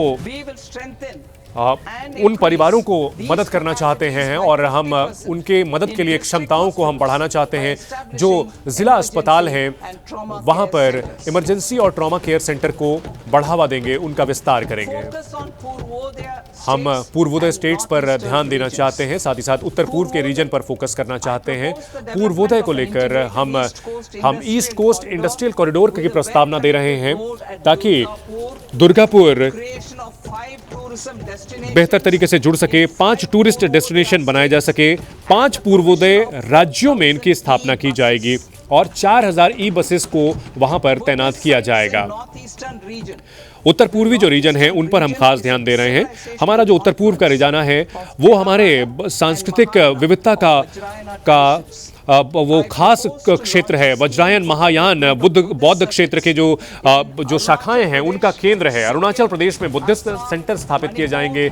आसाम, सिक्किम, मिजोरम, त्रिपुरा, इन जगहों पर बुद्धिस्ट सेंटर स्थापित किए जाएंगे और यहाँ पर जो मंदिर हैं और मठ हैं उनका संरक्षण किया जाएगा, उनको बेहतर तरीके से जोड़ा जाएगा और जो भी तीर्थ यात्रा से जुड़े हुए सुविधाएं होती हैं वो उपलब्ध कराई जाएंगी। 16वें वित्त आयोग की अगर बात करें तो 17 नवंबर 2025 को 16वें वित्त आयोग ने अपनी रिपोर्ट राष्ट्रपति को सौंपी थी और आर्टिकल 281 संविधान के तहत ये उनके लिए ऐसा करना जरूरी था और सरकार और इसमें एक्शन टेकन रिपोर्ट यानी जो कदम उठाए गए हैं उसके अलावा वो माननीय स्पीकर महोदय वो आज हम प्रस्तुत कर रहे हैं। हमने जो जितने भी सलाह थी उसको स्वीकार कर लिया है। हमने और जिस तरह से कमीशन की ओर से सलाह दी गई है हमने 1.4 लाख करोड़ रुपए हम 2026-27 में राज्यों को दे रहे हैं जो वित्त आयोग के ग्रांट के तौर पर दिया जा रहा है, सहायता के तौर पर दिया जा रहा है। इसमें ग्रामीण और शहरी जो क्षेत्र हैं जो डिजास्टर मैनेजमेंट यानी आपदा के क्षेत्र से जुड़े हुए जो ग्रांट हैं वो दिए जा रहे हैं। वित्तीय अगर मजबूती की बात की जाए तो सरकार वित्तीय मजबूती की ओर आगे बढ़ रही है और हम किसी भी स्तर पर हम जो हमारी सामाजिक प्रतिबद्धताएं हैं उससे हम समझौता नहीं कर रहे हैं और हमने वित्तीय व्यवस्था को बेहतर तरीके से लागू किया है 2025-26 में और हमने तब ये संकेत दिया था कि सरकार की कोशिश हो रहेगी कि डेट टू जीडीपी रेशियो 50 से कम +-1 कम करने की कोशिश होगी और 2030 के लिए समय दिया गया था और 55.6% डेट टू जीडीपी 2026-27 में रहने का अनुमान है। ये रिवाइज एस्टिमेट 2025-26 में 56.1 था और ये 55.6 रहने का अनुमान है। और देखिए डेट टू जीडीपी जो रेशियो है ये कम हो रहा है और ये बताता है कि हम बिल्कुल सही रास्ते पर चल रहे हैं और हम संसाधनों का सही तरीके से इस्तेमाल कर रहे हैं। हम जो इंटरेस्ट है वो भी सही समय पर हम पे कर रहे हैं I'm happy to inform और this हम आपको House बताते हुए काफी खुश हैं कि हमने अपना जो वादा किया था, हमने जो संकल्प दोहराया था 2021-22 में, उसको हम सही तरीके से हम चाहते थे कि राजकोषीय घाटा 4.5% से नीचे आए। ये हमने वादा किया था 2021-22 में। और अगर बात की जाए 2025-26 के रिवाइज एस्टीमेट में, तो हम 2025-26 में जो हमारा 4.4% रहा है, हमने राजकोषीय घाटे को 4.4% तक रखने में कामयाबी हासिल की है। हम चाहते हैं कि जो वित्तीय समझदारी है उसको हम आगे बढ़ें। हम चाहते हैं कि जो राजकोषीय घाटा है 2026-27 में उसका अनुमान 4.3 रखने का हमने लक्ष्य रखा है।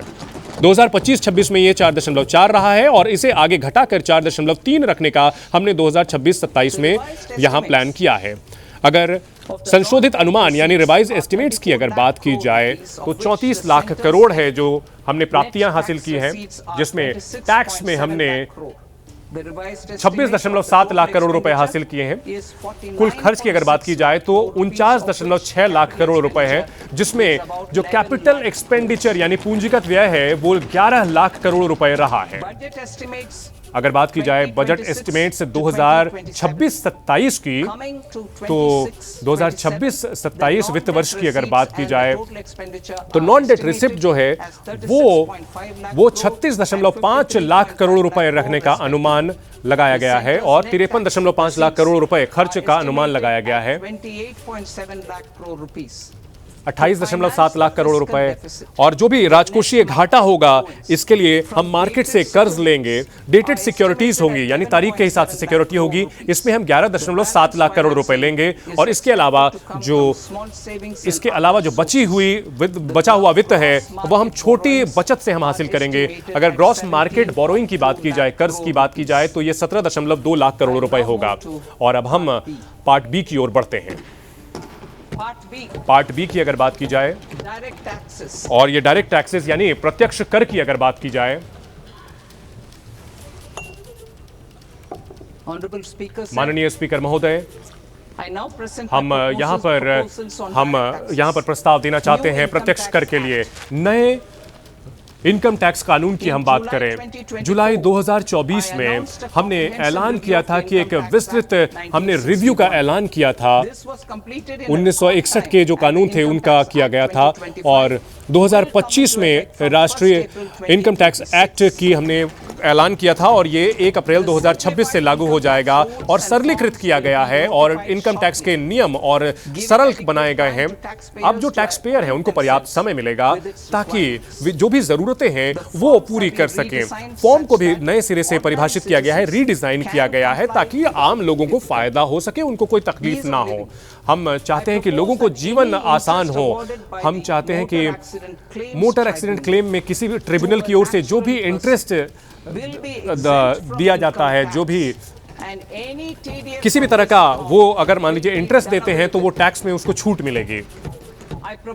हम साथ ही प्रस्ताव देते हैं कि टीसीएस के जो दर हैं, जो ओवरसीज टूर पैकेजेस होते हैं, उनको 5% और 22% से घटा करके 2% किया जा रहा है। इसके लिए कोई अतिरिक्त कमाई नहीं देनी होगी। हम इसके अलावा टीसीएस रेट को घटाने का प्रस्ताव दे रहे हैं ताकि जो लोग पढ़ाई के लिए या फिर इलाज के लिए जा रहे हैं उनको हमारी रेमिटेंस स्कीम के तहत फायदा मिलेगा। लिबरलाइज किया गया है, हमने उसे हल्का किया है, उसे 5% से घटा करके 2% किया जा रहा है। अगर मैन पावर सर्विसेज की बात की जाए तो उनको अब पेमेंट कॉन्ट्रैक्टर्स के दायरे में लाया जा रहा है और ऐसा करने का मकसद हमारा टीडीएस में किसी भी तरह की गलतफहमी ना हो ये सुनिश्चित करना है। टीडीएस इन सेवाओं के लिए या तो 1% होगा या फिर 2% होगा सिर्फ। हम इसके अलावा हम छोटे टैक्स पेयर के लिए वो एक स्कीम लाना चाहते हैं जहां पर जो एक ऑटोमेटेड प्रक्रिया होगी ताकि आप निल सर्टिफिकेट जो होता है या कम का सर्टिफिकेट होता है बहुत आसानी से आप ले सकेंगे। for the ease of taxpayer. Tax payers को आसानी हो इसके लिए जो लोग जिनके पास प्रतिभूतियां हैं यानी सिक्योरिटीज हैं अलग अलग कंपनियों की, हम चाहते हैं कि एक प्रस्ताव दिया जाए ताकि फॉर्म 15G को स्वीकार किया जाए या फिर फॉर्म 15H स्वीकार किया जाए निवेशक से और उनको सीधे अलग अलग कंपनियों को उपलब्ध करा दिया जाए। इससे जो निवेशक हैं उनको फायदा होगा। इसके अलावा हम चाहते हैं कि जो रिटर्न्स हैं उनको रिवाइज किया जा सके। वो एक नॉमिनल फी देकर के 31 मार्च तक इसका निपटारा कर सकते हैं। हम चाहते हैं कि लोग ITR समय पर भरें। जो लोग इंडिविजुअल ITR 1 और 2 रिटर्न भरते हैं वो 31 जुलाई तक भर सकते हैं और जिनमें ऐसे बिजनेस केसेस होते हैं जिनका ऑडिट नहीं होता है वो भी 31 अगस्त तक अपना निपटारा कर सकते हैं। अगर TDS की बात की जाए जो अचल संपत्ति होती है यानी इमूवेबल संपत्ति होती है वो रेसिडेंट बायर जो होते हैं वो सबमिट कर सकते हैं। वो पैन बेस्ड चालान के जरिए कर सकते हैं। पहले टैन की जरूरत पड़ती थी लेकिन अब वो पैन के जरिए ही ऐसा कर सकेंगे। और इसके अलावा कई ऐसी चुनौतियां हैं जो छोटे टैक्स पेयर होते हैं उनको समस्या होती है, जिसमें छात्र हैं, युवा प्रोफेशनल्स हैं और NRIs हैं, उनको दिक्कत होती है। उनके लिए हम 6 महीने का फॉरेन एसेट डिस्क्लोज करने की स्कीम दे रहे हैं। यानी उनके पास कोई अगर विदेश में कोई संपत्ति है तो वो सरकार के सामने घोषित कर सकते हैं। इससे टैक्स पेयर्स को फायदा होगा और ये 2 श्रेणी के टैक्स पेयर्स को फायदा होगा।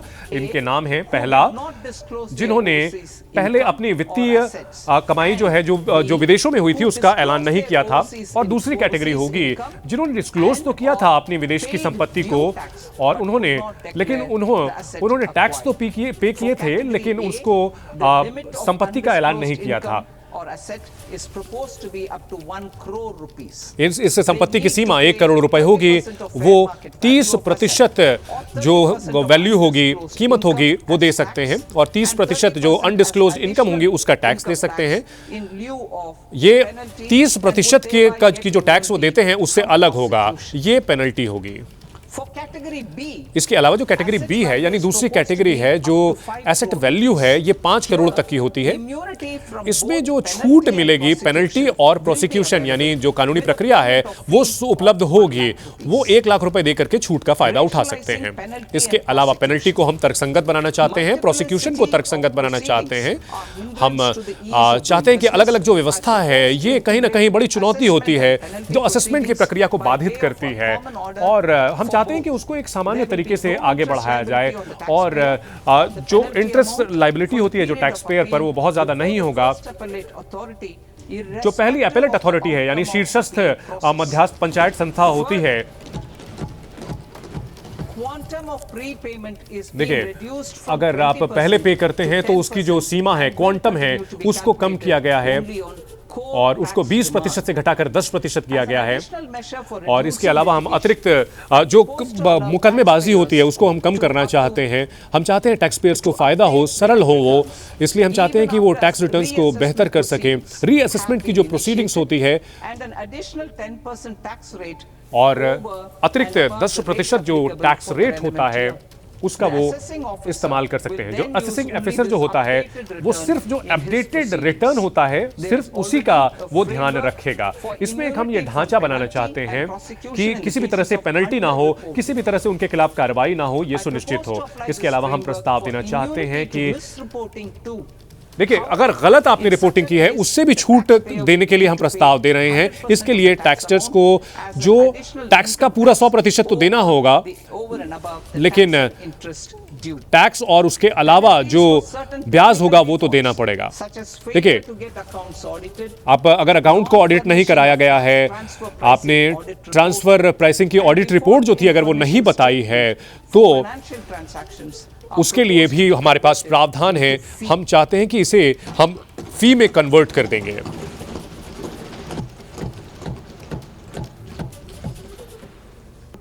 और हम प्रस्ताव देना चाहते हैं कि प्रोसिक्यूशन का फ्रेमवर्क यानी कार्रवाई का जो प्रक्रिया है इनकम टैक्स एक्ट के तहत उसको हम सरल करें।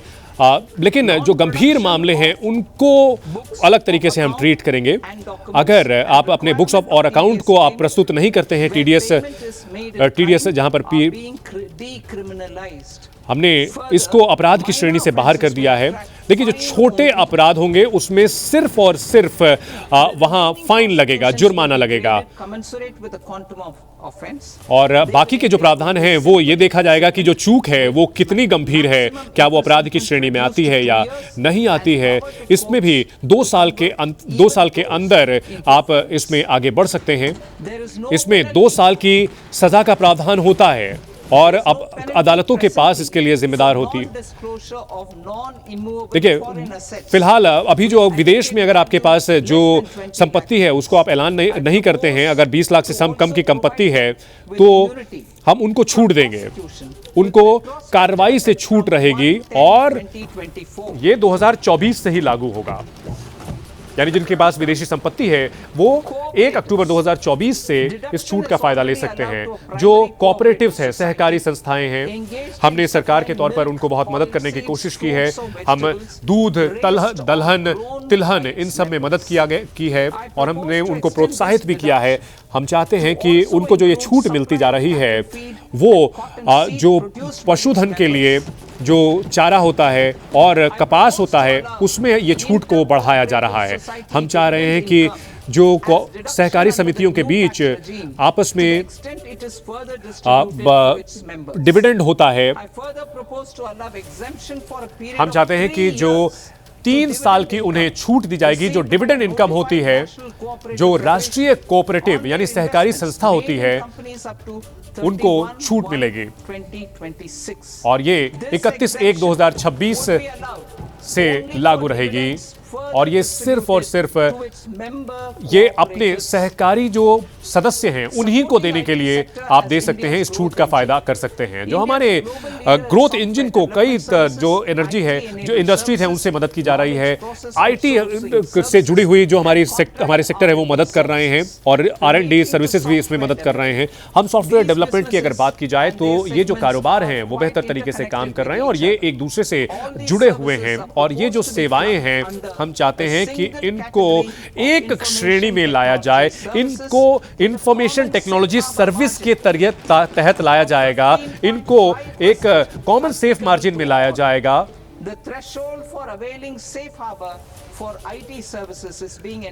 हम उनकी सीमा को हम बढ़ाना चाहते हैं, थ्रेशोल्ड को बढ़ाना चाहते हैं और इस सीमा को 300 करोड़ से बढ़ा करके 2000 करोड़ कर रहे हैं हम इस सीमा को बढ़ा करके। जो आईटी सर्विसेज के लिए सेफ हार्बर उपलब्ध कराया जाएगा। जो टैक्स ऑफिसर्स होंगे वो इसमें उनको राहत देंगे। जो आईटी सर्विस कंपनी होगी एक बार जब अप्लाई कर देती है तो सेफ हार्बर उनको अगले 5 साल के लिए इसका इस्तेमाल कर सकेंगे और वो कभी भी ये 5 साल की सीमा तय कर सकते हैं। आईटी सर्विस कंपनी की बात अगर की जाए कि वो एडवांस प्राइसिंग की जो सीमा है उसको खत्म करना चाहते हैं, संपन्न पूरा करना चाहते हैं, तो हम उसके लिए एक फास्ट ट्रैक सुविधा उपलब्ध कराएंगे और इसके प्रयास के लिए 2 साल में ये प्रयास पूरे कर लिए जाएंगे। 2 साल की जो ये सीमा है इसको अगले 6 महीने के लिए और बढ़ाया जा सकता है, लेकिन ये टैक्स पेयर की तरफ से प्रस्ताव आना चाहिए।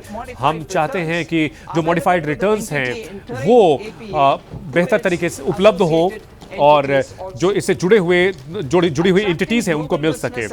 अगर वैश्विक जो कंपनियां हैं उनको हम बुलाना चाहते हैं भारत में, हम चाहते हैं कि हमारे जो अहम ढांचा है उसको हम बेहतर करें, डेटा सेंटर को हम बेहतर करें। हम यहां प्रस्ताव देना चाहते हैं कि हम टैक्स हॉलिडे दिया जाएगा, 2047 तक टैक्स हॉलिडे दिया जाएगा किसी भी विदेशी कंपनी को जो भारत में क्लाउड सर्विस उपलब्ध कराती है।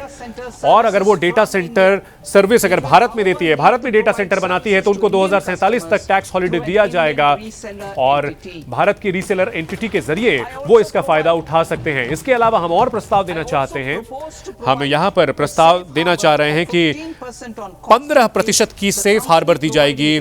जो कंपनी की ओर से डेटा सेंटर बनाया जाता है वो ऐसी किसी भी एंटिटी से अगर जुड़ा हुआ है तो उसको इसका फायदा मिलेगा। इसके अलावा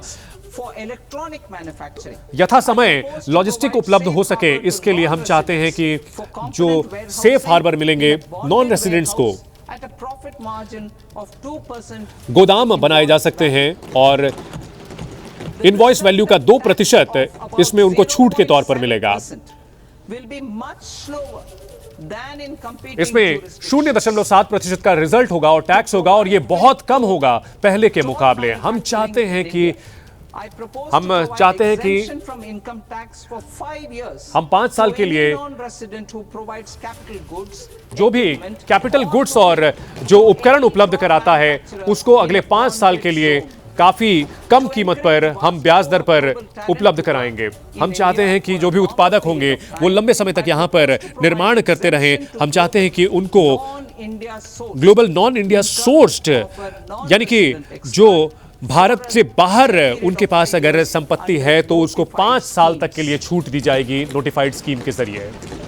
I propose to provide इसके अलावा हम प्रस्ताव दे रहे हैं कि छूट उन्हें दी जाएगी जो मिनिमम ऑल्टरनेट टैक्स यानी जो मैट होता है, जो भी एनआरआईज हैं उनको फायदा मिलेगा जो पहले से टैक्स छूट के लिए आवेदन करते हैं।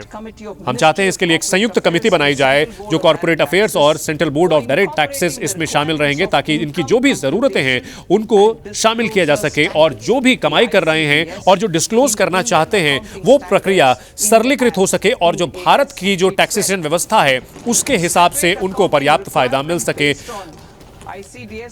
अलग से अकाउंटिंग रिक्वायरमेंट जो जरूरत होती है आईसीडीएस के जरिए 2027-28 में प्रधानमंत्री नरेंद्र मोदी का जो विजन है, जो उनकी योजना है, वो भारत में हम चाहते हैं कि अकाउंटिंग और एडवाइजरी फर्म्स जो है वो बने और विश्व का नेतृत्व करें। हम चाहते हैं कि जो अकाउंटेंट की जो प्रक्रिया है उसको हम तर्कसंगत बनाना चाहते हैं सेफ हार्बर रूल्स के जरिए। इसके अलावा टैक्स के दूसरे जो प्रस्ताव हैं, बाईबैक की जो टैक्सेशन प्रक्रिया है उसको भी हमारे संज्ञान में लाया गया और हम चाहते हैं कि बाईबैक का जो रूट है वो जो प्रमोटर जिसका इस्तेमाल करते हैं उसमें कई बार गलत होता है। जो माइनॉरिटी शेयर होल्डर होते हैं हम चाहते हैं कि उनके हितों की रक्षा हो और जो बाईबैक होल्डर होते हैं जो भी बाईबैक किया जाएगा वो कैपिटल गेन्स में काउंट किया जाएगा।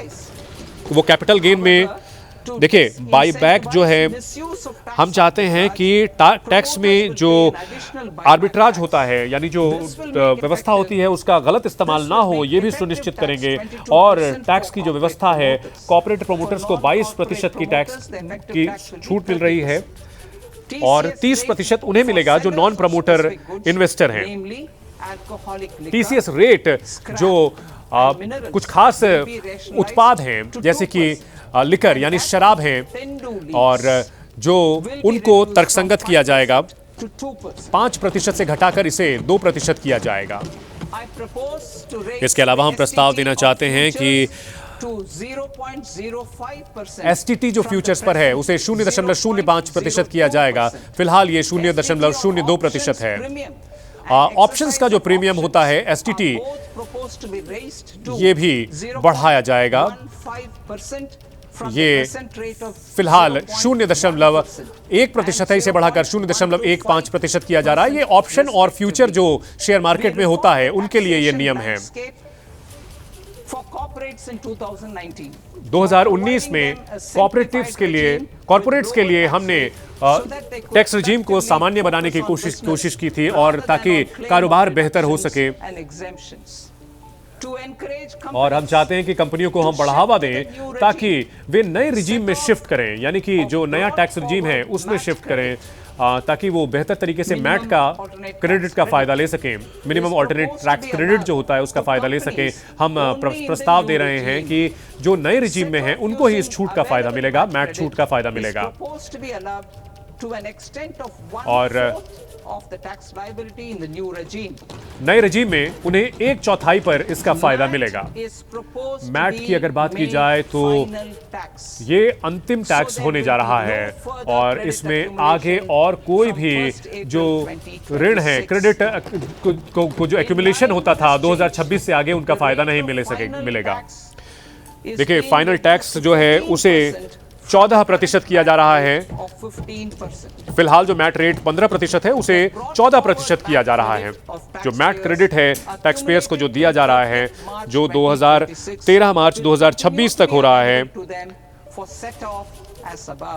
वो उपरोक्त तरीके से ही आगे बढ़ेगा। अगर अप्रत्यक्ष टैक्स की बात की जाए, अब हम उस प्रस्ताव को बता रहे हैं जो कि अप्रत्यक्ष टैक्स से जुड़ा हुआ है। सेंट्रल और एक्साइज का जो एम है, हम चाहते हैं कि टैक्स की व्यवस्था को सरल बनाया जाए, हम जो घरेलू उत्पादन है उसको बेहतर किया जा सके, हमारा जो निर्यात है उसमें हमारी प्रतिस्पर्धा बढ़ सके, हम प्रतिस्पर्धा कर सकें। हम चाहते हैं कि हम पुरानी जो कस्टम ड्यूटी एग्जेम्पशंस हैं, जो छूट है, उनको हटाना चाहते हैं। हम कुछ जो छूट है उनको हटाना चाहते हैं जो कि भारत में बनाए तो जा रहे हैं, उनका जहां आयात बिल्कुल ना के बराबर है। हम चाहते हैं कि इसके अलावा सरलीकृत और किया जाए ड्यूटी की व्यवस्था को। इसके लिए एक हम जो वो पर्टिकुलर आइटम है, हम कुछ प्रभावी हम कस्टम रेट हम बताना चाह रहे हैं आपको, जो कि टैरिफ शेड्यूल में आने जा रहा है। हम सेक्टर के हिसाब से प्रस्ताव बता रहे हैं। देखिए, हम चमड़े को, हम टेक्सटाइल प्रोडक्ट को, इनके निर्यात को बढ़ाना चाहते हैं और इसके लिए ड्यूटी फ्री जो इंपोर्ट होता है, आयात होता है, वो कुछ चुनिंदा जो इनपुट होते हैं वो हम इसमें शामिल करेंगे। जो मौजूदा 1% है, वो पहले जो 3% था उसको अब 1% ला रहे हैं। हम ड्यूटी फ्री इंपोर्ट जो है वो कुछ जो चुनिंदा इनपुट हैं जो चमड़े के निर्यात या फिर सिंथेटिक फुटवेयर के निर्यात के लिए जरूरत होती है, हम और जूते से जुड़ा हुआ जो उद्योग है उसको भी हम ये फायदा दे रहे हैं। हम बताना चाहेंगे कि जो समय सीमा है वो फिलहाल 6 महीने की है, उसको बढ़ा करके 1 साल कर रहे हैं। जो चमड़े और टेक्सटाइल के जो निर्माता हैं और जो लेदर या फिर सिंथेटिक फुटवेयर के जो निर्माता हैं, उनको ये छूट का फायदा मिलेगा। 6 महीने से बढ़ाकर 1 साल हो रही है। हम चाहते हैं कि जो ऊर्जा का ट्रांसमिशन हो रहा है और ये सुनिश्चित हो कि सबको ऊर्जा मिल सके, लिथियम आयन सेल्स की जो लिथियम आयन बैटरी है उस पर बेसिक कस्टम ड्यूटी में उनको छूट दे रहे हैं।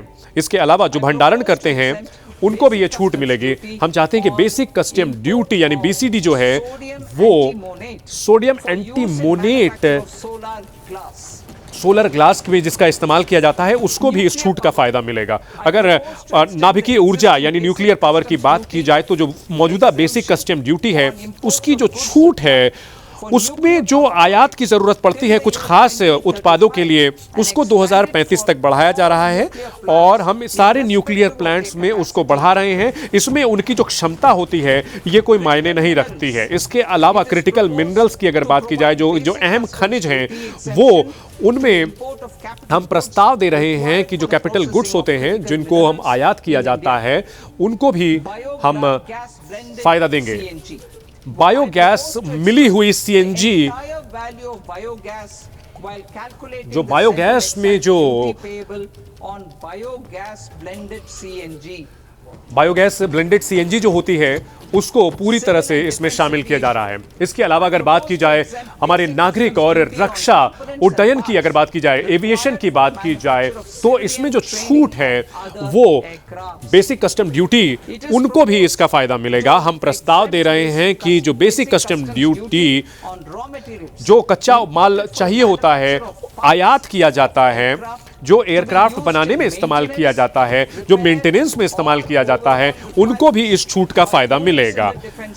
और डिफेंस सेक्टर में जिनका इस्तेमाल किया जाता है उन आयातित उत्पादों पर छूट का फायदा मिलेगा बेसिक कस्टम ड्यूटी में। इलेक्ट्रॉनिक्स की अगर बात की जाए तो हमारा क्षेत्र बहुत तेजी से बढ़ रहा है और हम बेसिक कस्टम ड्यूटी की जो छूट है उनको भी चुनिंदा जो उत्पाद होते हैं उसमें फायदा देंगे, जैसे कि माइक्रोवेव अवंस में उसका फायदा मिलेगा। स्पेशल इकोनॉमिक जोन की अगर बात की जाए तो देश में काफी तेजी से जो क्षमता है वो बढ़ाने की जरूरत है, उत्पादन बढ़ाने की जरूरत है और इसके लिए स्पेशल इकोनॉमिक जोन जो है वहां बहुत हमें काम करने की जरूरत है, क्योंकि वैश्विक मोर्चे पर उथल पुथल मची हुई है। और इसके लिए हम प्रस्ताव दे रहे हैं कि भारत में जो सेल्स हैं वो बेहतर हो सके, उसको हम मदद करेंगे। जो डोमेस्टिक टैरिफ एरिया जो होगा उनको छूट के साथ हम मदद करेंगे।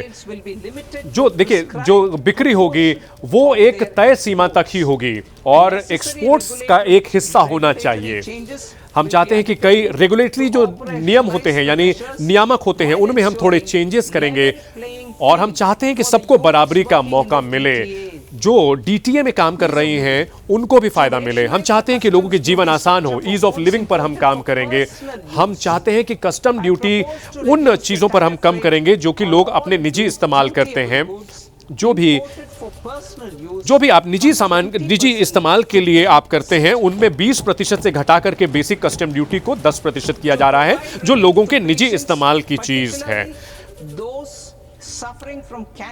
देखिए, जो लोग कैंसर से पीड़ित हैं उनके लिए हम उनको मदद देना चाहते हैं, और जो 17 दवाएं कैंसर से जुड़ी हुई हैं उनको उस कस्टम ड्यूटी से फायदा दिया जाएगा, उनको छूट दी जाएगी। इसके साथ साथ हम और प्रस्ताव दे रहे हैं कि 7 और जो दुर्लभ बीमारियां हैं उनमें भी उनकी दवाओं को भी उनको दवाओं में, और इसके अलावा जो खास मेडिकल पर्पस के लिए यानी उनको खाने की जरूरत पड़ती है उसके आयात में भी छूट मिलेगी।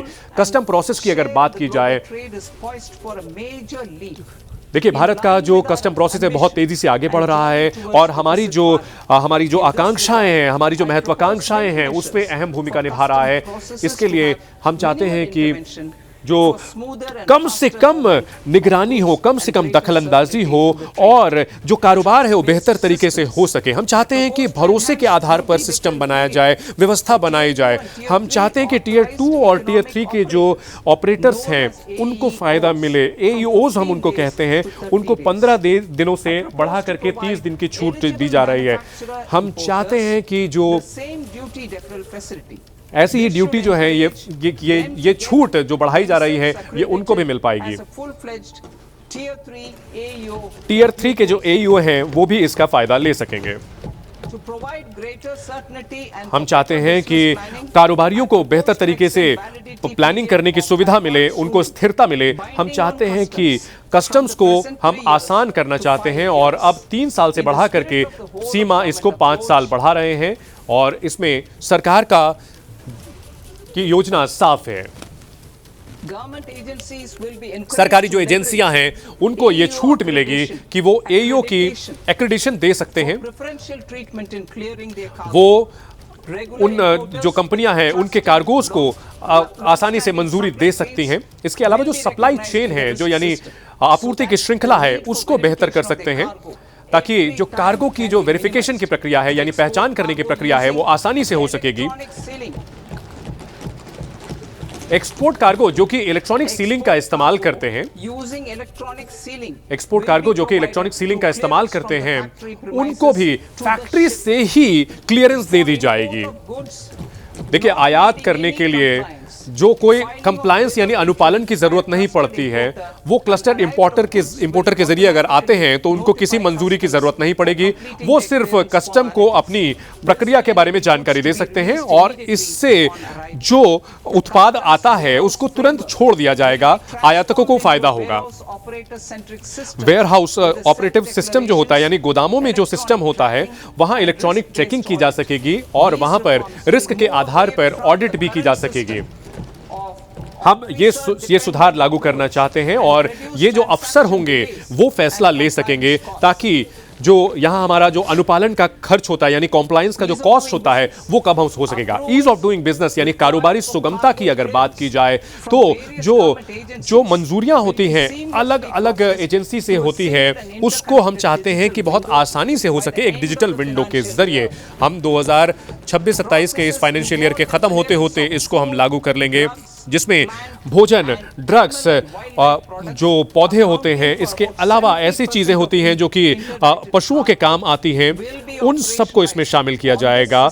और इस वित्त वर्ष के खत्म होते होते अपने 2026 खत्म होते होते ही आप इसका फायदा उठा सकेंगे, और कोई कंप्लायंस की जरूरत नहीं होगी। और जो कस्टम जो है वो ऑनलाइन, अगर आप ऑनलाइन रजिस्ट्रेशन कर देते हैं तो कस्टम इसको तुरंत क्लियर कर देगा, और ये इस बात पे निर्भर करता है कि आपने पेमेंट कर दी है।